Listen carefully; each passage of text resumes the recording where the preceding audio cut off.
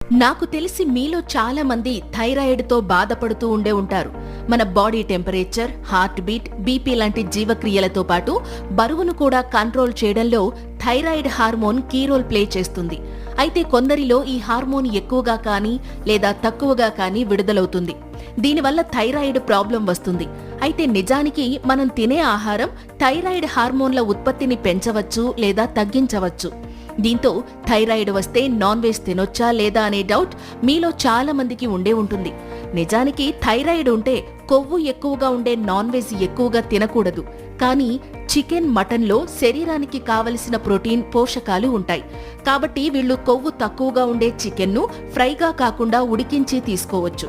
ఇక కొవ్వుకు care of address అయిన మటన్ను తరచూ కాకుండా అప్పుడప్పుడు తింటే మంచిది.